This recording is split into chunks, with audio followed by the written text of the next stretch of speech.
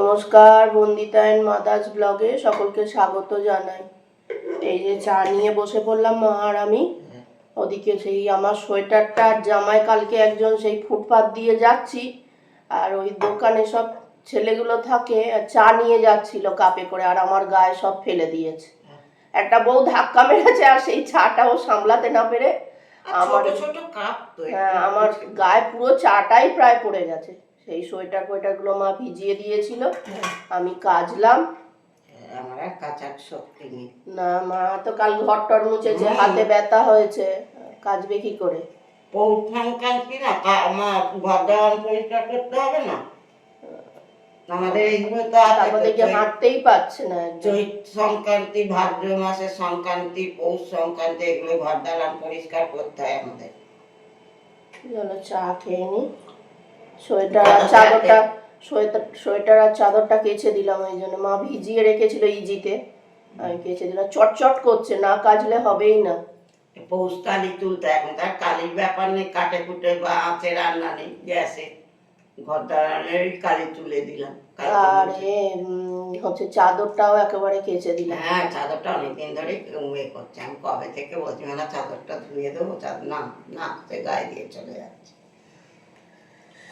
জামাটাতেও চা পড়েছে, চা পড়লে একটা বিচ্ছিরি লাল দাগ হয়ে যায় না, কালো সোয়েটার নয় বোঝা যাবে না, ওটায় সোয়েটারে বোঝা যাবে না, সোয়েটারেও পড়েছে বোঝা যাবে না, কিন্তু জামায় তো লাল দাগ হয়ে যায়, বিচ্ছিরি হয়ে যাবে একদম পুরো। চা খেয়ে নি। এই মা রান্না করছে এখনো, লাউয়ের তরকারি হচ্ছে, এখনো শাক ভাজা হয়নি। না, লাউ লাস্টে লাউয়ের জল একটা সময় লাগে।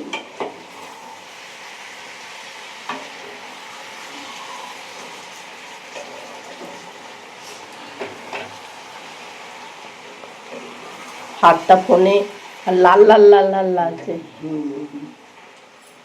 আমি দেখছি তাই। না না, লাল তো হয়নি, কালকে রাত্রিরে লাল হয়ে যাবে, আবার কমে গেছে। চলো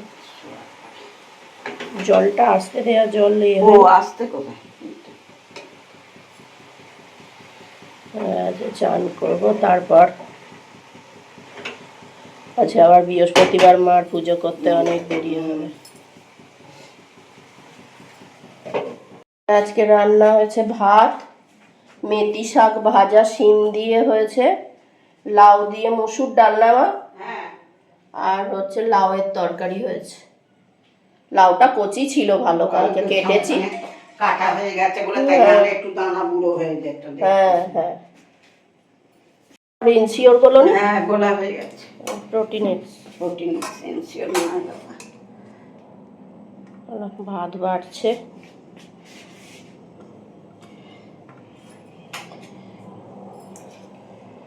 মেথি শাক খেতে খুব ভালো লাগে, গন্ধটা সুন্দর, মেথি শাকের গন্ধটা খুব সুন্দর।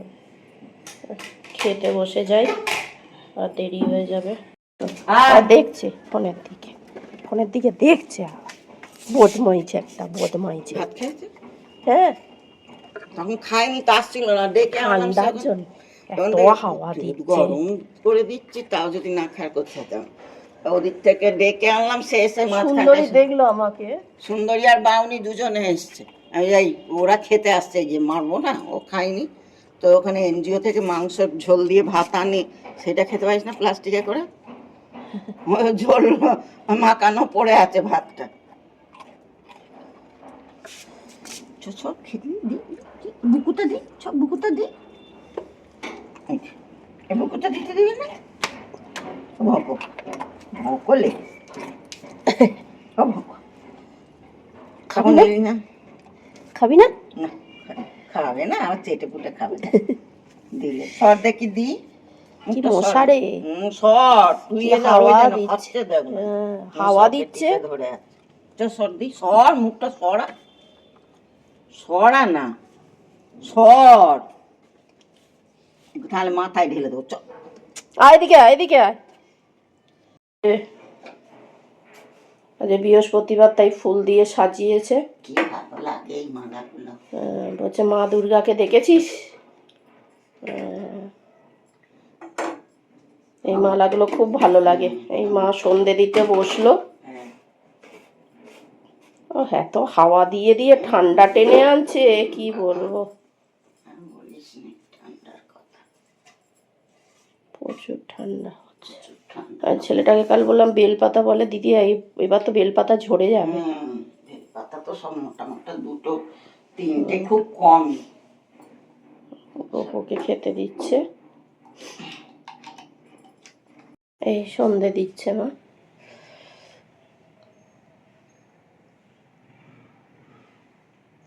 এই মা চা নিয়ে চলে এসছে,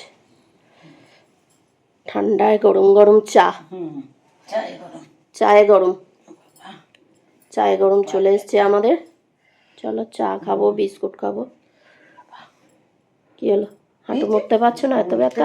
সবসময় মোড়া যায় না, সবসময় মোড়া যায় না, এক এক সময়। চা খেয়ে নি।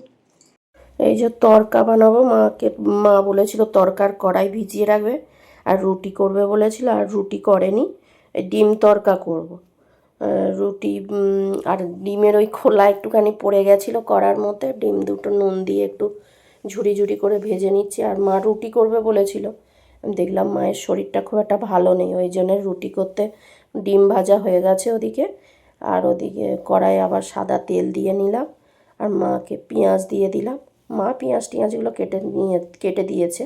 আর হচ্ছে যে মা বলছিল যে রুটি করবে, আমি দেখলাম মার শরীরটা ভালো নেই, বললাম তোমায় আর রুটি করতে হবে না, ছেড়ে দাও। তা মা বলছিল তাও করি, আমি বললাম না না, মুড়ি দিয়ে তরকা দিয়ে ভালোই লাগে খেতে, মুড়ি ঘুগনি মুড়ি তরকা ভালোই লাগে। এবার পেঁয়াজ দিয়েছিলাম, তার মধ্যে দিলাম হচ্ছে যে টমেটো আর আদার মধ্যে মা একটু ওই লঙ্কা বেটেছিল, লঙ্কার জলটা দিয়ে দিয়েছিল, ওই জন্যে জলটাও দিয়ে দিলাম। আর জিরে গুঁড়ো ধনে গুঁড়ো একসঙ্গেই আমাদের ওটা বাটা থাকে, এই গুঁড়ো করা থাকে, ওইটা দিয়ে দিলাম।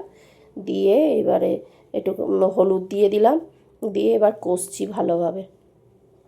আর একটুখানি নুন দিলাম, গোলমরিচের গুঁড়ো, আর কাশ্মীরি রেড চিলি নেই বললেই হয়, ওই অল্প একটুখানি দিয়েছি।